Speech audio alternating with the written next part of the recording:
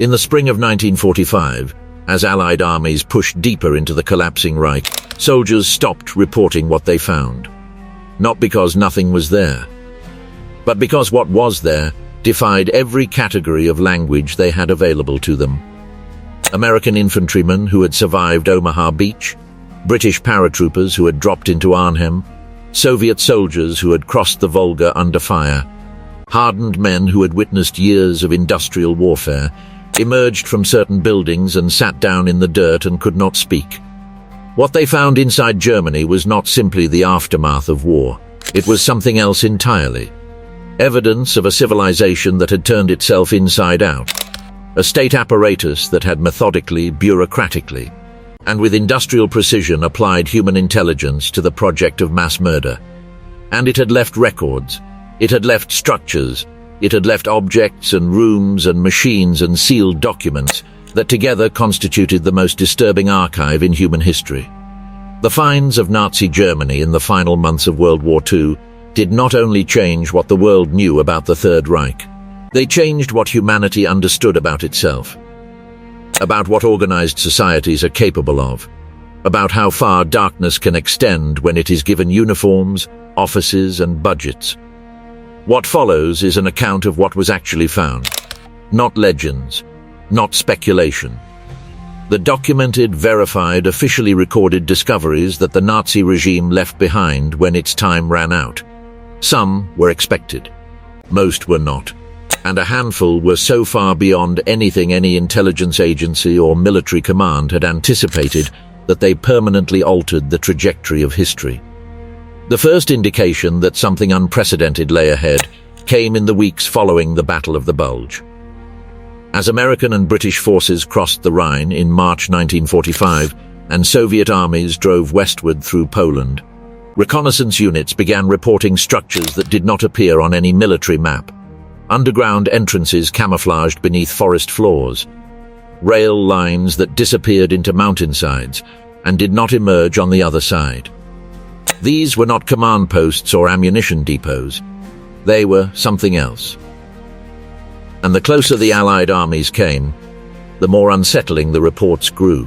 On April 4, 1945, soldiers of the 4th Armored Division of the United States Army entered the town of Nordhausen in the Harz Mountains of central Germany. What they found inside a tunnel system dug into the Kornstein Mountain would become one of the defining moments in the history of Allied liberation.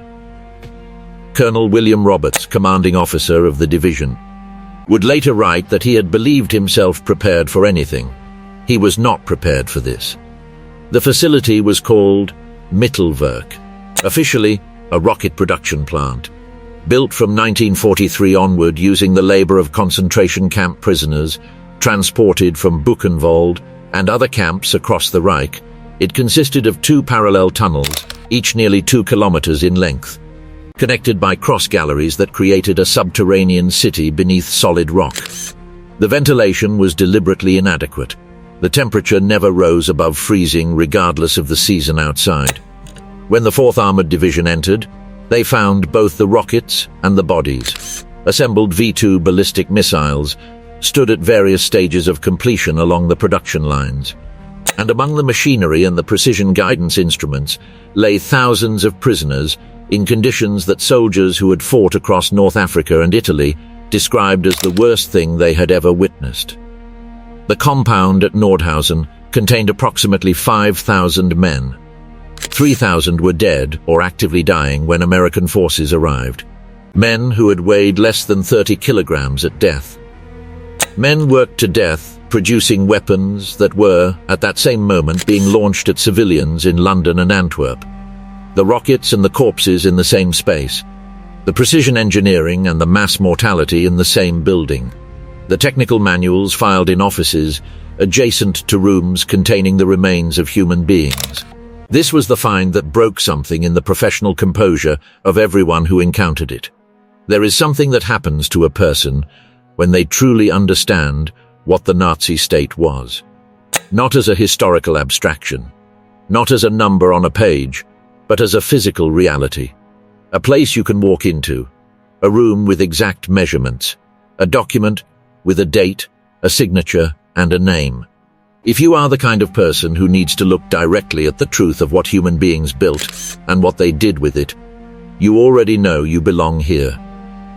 Subscribe, because what this channel documents is not mythology.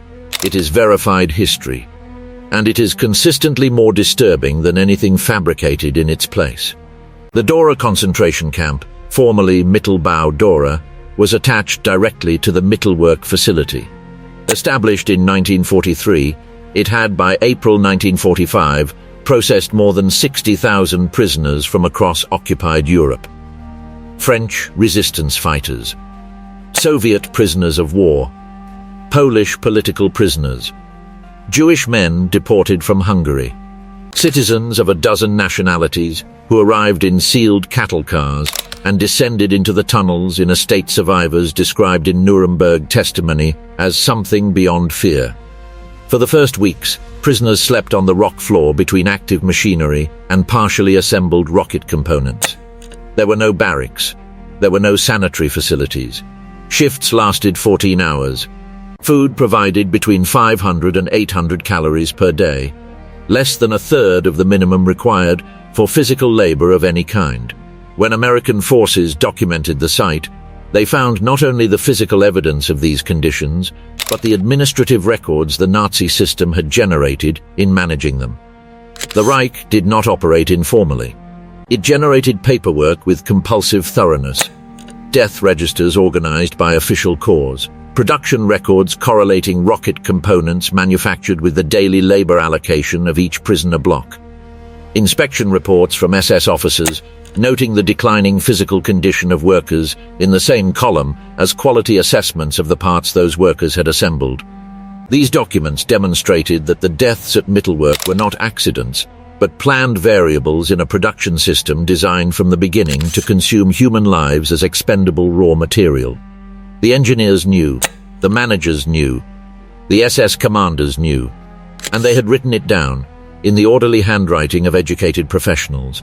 General Eisenhower arrived at the Ohrdruf concentration camp near Gotha on April 12, 1945, and immediately issued two orders. First, that Allied journalists and German civilian leaders be brought to witness what his forces had uncovered. Second, that a complete photographic and film record be made of everything present. Eisenhower stated explicitly that he anticipated a future in which people would insist none of this had taken place. He intended to close that possibility permanently. British forces liberated Bergen-Belsen on April 15, 1945, finding approximately 60,000 survivors in conditions the camp's own German medical staff had recognized as catastrophic, and between 13 and 14,000 unburied dead across the grounds. The military film unit documenting Bergen-Belsen produced footage subsequently screened for German civilian audiences as part of the Allied denazification program. Cinema managers reported audience members fainting, people attempting to leave, and in several instances, military personnel at the doors preventing them. The physical evidence of the Nazi state was being returned to the society that had produced it. In the salt mines of Kaiserode, near the Thuringian town of Merkers, on April 7, 1945, soldiers of the 90th Infantry Division entered the tunnels following a chance conversation with two French displaced persons who mentioned, almost as an aside, that gold was being stored below. What the soldiers found was the financial infrastructure of industrialized murder. Stacked along the gallery walls were approximately 8,198 gold bars, representing a significant portion of the Reichsbank's consolidated reserves. Alongside them were nearly 800 million Reichsmarks in paper currency, foreign currency drawn from central banks across occupied Europe, and more than 1,000 sealed bags requiring days to fully inventory. Among those contents were gold rings, watches, dental bridges, eyeglass frames, and jewelry of every description, systematically stripped from human beings in the concentration camp system, smelted where practical, and deposited as raw financial assets through official channels. The SS maintained its own budget line in the German federal financial architecture. It filed quarterly reports, and it deposited, through established banking procedures, the physical material taken from the bodies of its victims. In the Austrian Salzkammergut, Simultaneously, American forces arrived at the Altausi salt mine and found the most significant single concentration of stolen art ever assembled in one location. Works by Jan van Eyck, Rembrandt, Rubens, Vermeer, and Michelangelo. More than 6,500 objects representing centuries of European cultural production. Every piece earmarked for a planned museum in Hitler's hometown of Linz, the largest in the world, a physical monument to German cultural supremacy over all of Europe. An SS demolition order had already been given to collapse the mine rather than allow its capture. What prevented the destruction of thousands of irreplaceable works was the active resistance of Austrian miners employed at the facility, who substituted inert material for live charges and delayed execution of the order until American forces arrived. In the file vaults of the Reich Chancellery in Berlin and Nazi party offices across Germany and Austria, Allied teams found what proved as significant as any physical object: the regime's own record of its decisions.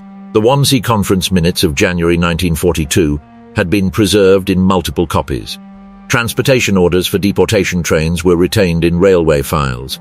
Operational reports from Einsatzgruppen commanders following mass shootings across Soviet territories had been compiled and archived by standard procedure. The crimes had been committed beyond the reach of witnesses, but they had been recorded in the language of ordinary institutional administration. Budget requests, personnel authorizations, procurement orders for materials whose application left no ambiguity. The Nuremberg trials used these documents as their primary evidentiary foundation. The defendants sat in the courtroom while their own signatures were read back to them. The doctors' trial in 1946 produced the Nuremberg Code of 1947, the first internationally recognized standard for ethical medical research.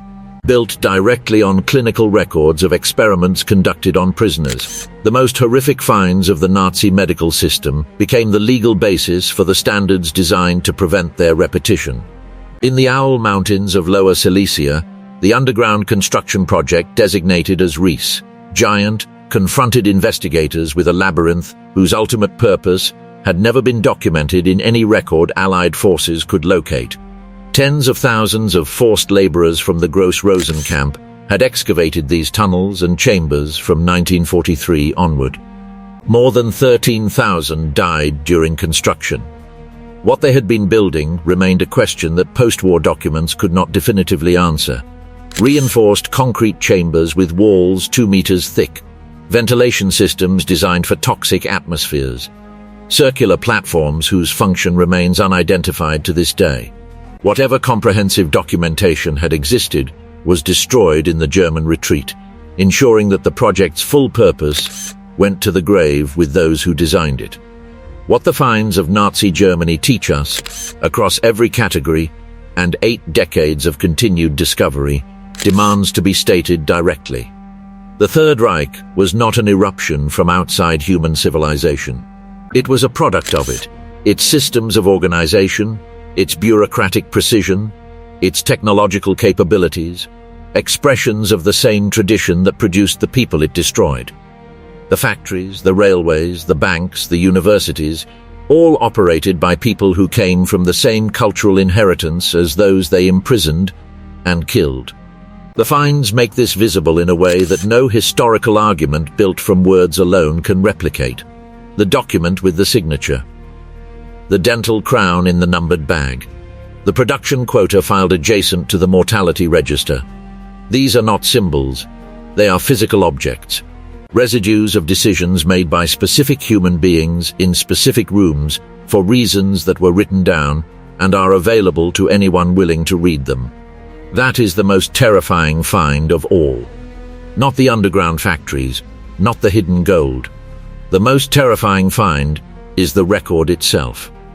The comprehensive, legible, professionally maintained administrative record showing clearly, in the handwriting of credentialed people with budgets and office hours, how a modern state decided to do this, and continued doing it, and documented it, and filed the documentation in the appropriate place. Some chambers have not yet been opened. Some files have not yet been fully examined by researchers working through archives distributed across Europe the United States, and the former Soviet Union. Elements are still being added to the picture. Discoveries made decades after 1945 have repeatedly expanded what was already known, demonstrating that the full scale of what the Nazi regime built, hid, and did has never been fully accounted for in a single reckoning.